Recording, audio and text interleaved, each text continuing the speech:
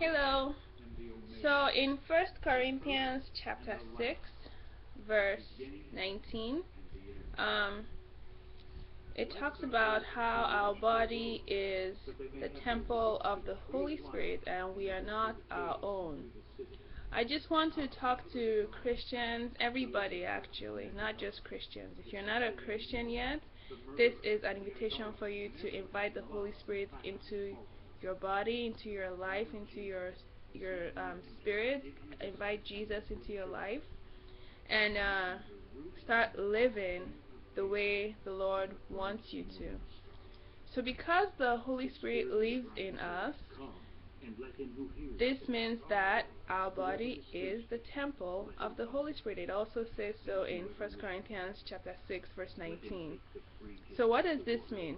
This means that the Holy Spirit or Jesus or God is not limited to the walls of um, a physical building, place of worship where they call those buildings they call churches. Well, the Holy Spirit is not limited there. If we remember when Jesus died on the cross, the curtains split from top to bottom. The Lord is no longer behind. He's no longer behind the curtains. He is up. He's up and about. He's everywhere. He's in you. He's everywhere. He's omnipotent, omnipresent, omniscient God. He's in you. He's working in your life and through you. Let him do his work. So what does this mean to you? This means that you shouldn't just limit preaching or listening to the gospel in church buildings. You should go out there to churches, to your workplace, the streets, the highways, the byways, the bus stations, the train stations, the grocery stores, the pubs, wherever, on websites, social media, on TV, everywhere. Go everywhere into the world. Wherever there are people, go and preach the gospel. Let the Holy Spirit speak through you. Wait, if you don't know how to preach the gospel, that's okay. Just, be a vessel. Just go. And when it's time, the Holy Spirit will speak through you. You won't even need to struggle with what to say.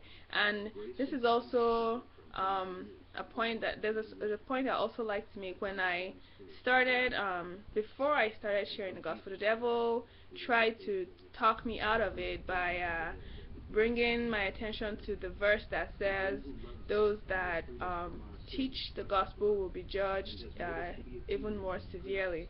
Don't worry about that. You're not doing the teaching out of your own. If you invite the Holy Spirit into your life, if you invite Jesus into your life, then you don't have to worry about the teaching being your own, because the teaching is going to be the words that come out of your mouth will be straight from the Holy Spirit.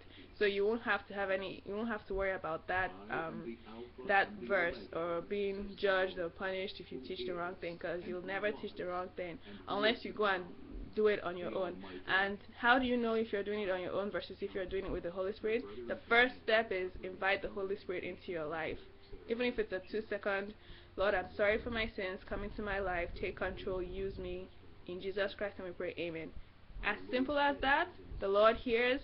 He'll come and dwell in you, and he'll work in you. That means he'll start getting rid of things that are in you that are not right, and he'll start using you to get rid of things in the world that are not right, thereby preparing the world for the second coming of Jesus.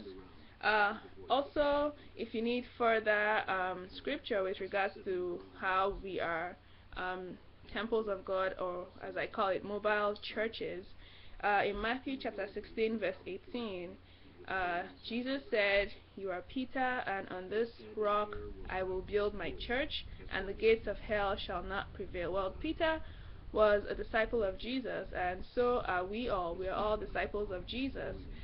So Jesus built his church on Peter and on every single disciple of his. So he has built his church on you. Don't resist him. Don't resist Jesus. Don't resist the power of the Holy Spirit. Let him work in your life and through you. Be a light to the world. He's coming back very soon. Prepare the world. go into the world. We are all mobile churches. Don't let anybody talk you out of that.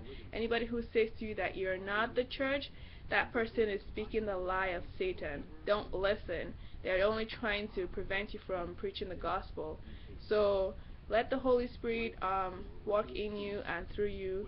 We are mobile churches. We are the Church of Christ. We are the body of Christ. Right on. God bless.